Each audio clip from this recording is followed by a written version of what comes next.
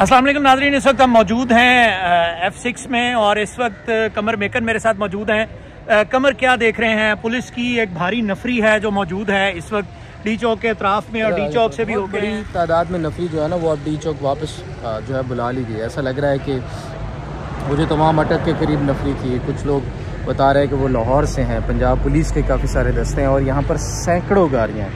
मैं बड़ी मुख्तात अंदाज में बता रहा हूँ, सैकड़ों गाड़ियां हैं जिनमें पुलिस जो है वो भर भर कर दोबारा डी चौक के करीब लाई जा रही है। ऐसा लगता है कि वो जो तमाम 48,000 तमाम पुलिस के लोग थे वो तमाम अभी दोबारा तलब कर लिए गए। यानी कि पहले एक दफ़ा तहरीक इंसाफ के लोग, आपने देखा होगा फुटेज में भी, डी चौक पहुँच गए थे। वो कंटेनर के ऊपर भी आर्मी के लोगों से उन्होंने गले भी मिले, हाथ भी मिलाए। लेकिन उसके बाद अब दोबारा पूरा डी चौक जो है बेसिकली उसको एक्सप्रेस चौक कहते हैं। डी चौक उससे पीछे है जो पार्लियामेंट के पास है, तो वो खाली करवा लिया गया था।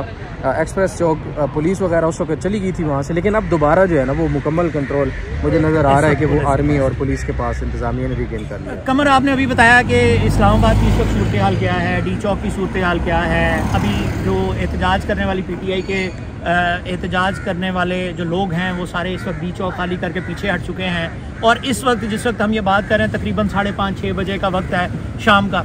इस वक्त एक बहुत बड़ी नफरी मौजूद है, KPK के लोग मौजूद हैं, पंजाब से नफरी मौजूद है, इस्लामाबाद की नफरी मौजूद है, फिर पैरामिलिट्री के लोग मौजूद हैं। कैसे देख रहे हैं इस स्ट्रेटजी को PTI की कि वो पीछे हटना क्या ठीक है, क्या उन्हें आगे आना, क्या ये क्या हो क्या रहा है? पता नहीं, ये उनका पीछे हटने का तो मुझे समझ नहीं आती। उनके कुछ बहुत कम तादाद में लोग थे जो डी चौक पहुँचे थे। आपने देखा वो विजुअल्स जब वो आर्मी के लोगों से मिल रहे हैं, आर्मी के लोगों से वो गले मिले, फिर हाथ मिलाए, फिर कुछ आर्मी के लोगों ने खुद उनको कंटेनर के ऊपर हाथ पकड़ के खींचा। लेकिन वो थोड़ी देर वहाँ मौजूद रहे, वहाँ पर लड़ाई भी हुई। उसके बाद वो फिर आहिस्ता आहिस्ता पीछे हटना शुरू हुए। वो जैसे पीछे हटना शुरू हुए तो अब वो जो लोग हैं, मुजाहिरीन हैं, वो शहीद मिल्लत मेट्रो स्टेशन जो तकरीबन डी चौक एक्सप्रेस चौक से 1 किलोमीटर पीछे है, जो चाइना चौक भी आप कह सकते हैं, वहाँ पर इस वक्त जो है मौजूद हैं। लेकिन अब लोग उससे भी पीछे जमा हो रहे हैं दोबारा से, और पीछे से जो मरकज़ी काफ़िला है गंडापुर और बुशरा बीबी जिसके ऊपर सवार है वो भी अब उनके करीब जो है वो पहुँच चुका है।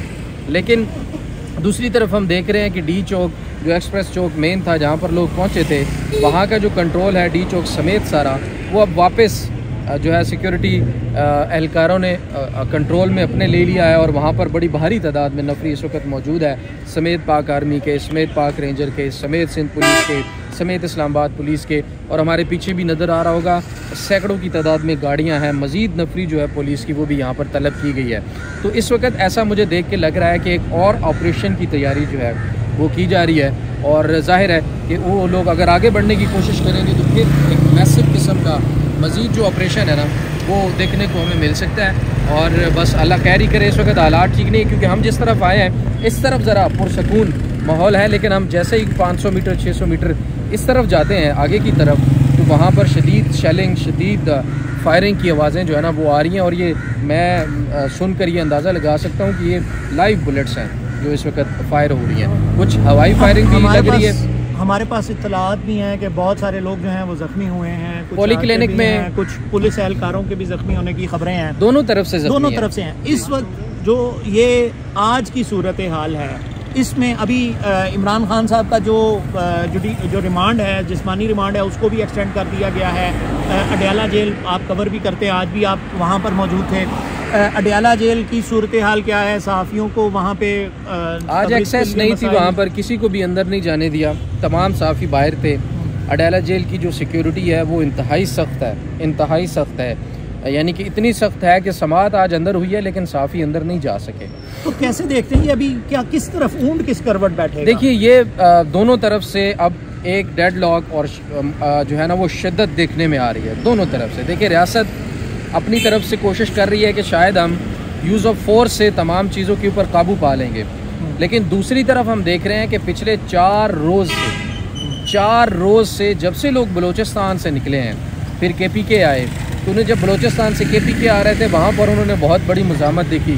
फिर KPK से फिर वो लोग मियाँ वाली में जब दाखिल हुए, क्योंकि जो बलूचिस्तान वाले काफ़िले थे वो KPK एंटर हुए, वहाँ के काफ़िलों के साथ मिले, और फिर वो मियाँ वाली साइड पे गए, और मियाँ वाली से पंजाब के लोगों को साथ मिला के फिर वो जो DI Khan road, CPEC road है पंजाब से होता हुआ सीधा आता है हकला इंटरचेंज के ऊपर, इस्लामाबाद के बिल्कुल करीब, उस रास्ते से वो आया है। तो वो एक तो 4 दिनों से ये तमाम तर चीज़ें जो वो फेस करते आ रहे हैं। आप देखें बलूचिस्तान में 1-2 जगह पर हमने वो जो काफ़िले वहाँ से आ रहे थे उसमें सालार खान काकड़ थे, उसमें एहसन अयाज खेतरान थे, उसमें सद्दाम तरीन का काफ़िला था, और उसके बाद उसमें एक और हैं उनका भी काफ़िला साथ में था। मैं उनका नाम भूल रहा हूँ माजरत के साथ, बहुत अफसोस हो रहा है।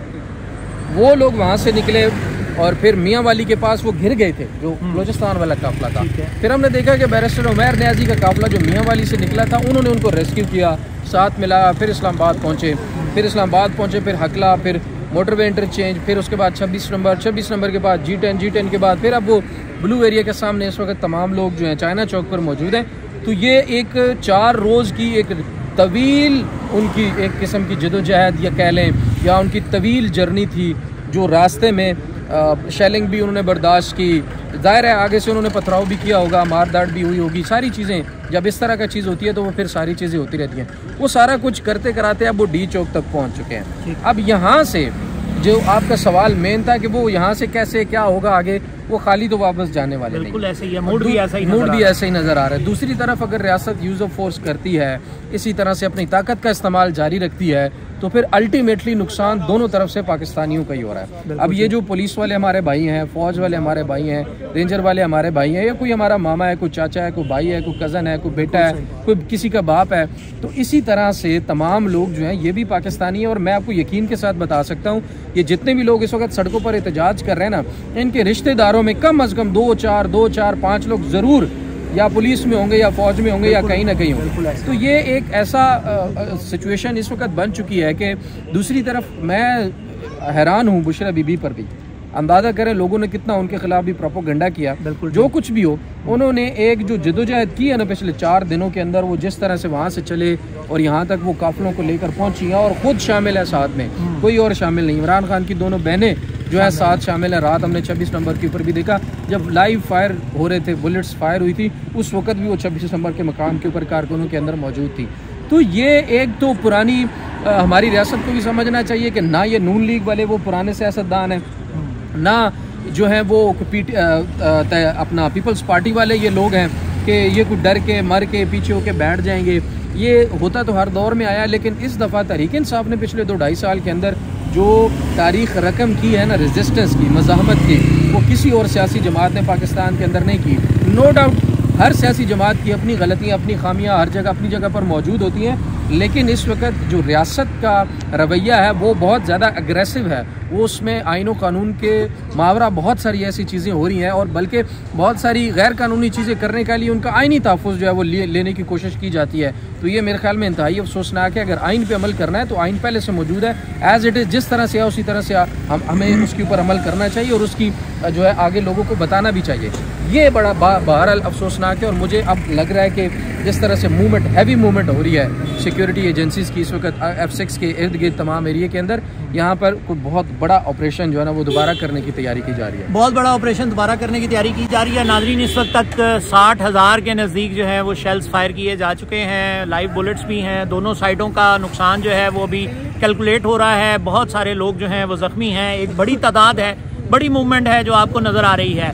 इस्लामाबाद के अंदर इस वक्त माहौल जो है वो इंतहाई गर्म है। पूरे पाकिस्तान की नज़रें नहीं, पूरी दुनिया की नज़रें इस वक्त इस्लामाबाद के ऊपर हैं। और इस वक्त जो नफरी का बढ़ना है और नफरी की मूवमेंट है, डी चौक को एक मरतबा जो है वहाँ पर कारकुनान का पहुँचना और फिर उनका वापस आना, ये तमाम चीज़ें ऐसी हैं। एक इंतहाई अफसोसनाक वाक़या भी हुआ, उसकी भी तहकीकात जो है वो जारी हैं। रेंजर्स के कुछ भाई हैं जिनकी शहादत हुई, इंतहाई अफसोसनाक अमर हुआ। PTI के बहुत सारे लोग हैं जो ज़ख्मी भी हुए हैं। ये तमाम जो नुकसान है, जिस तरह कमर मेकर ने भी कहा, ये पाकिस्तान का नुकसान है, ये हमारे लोगों का नुकसान है, ये हमारा अपना नुकसान है।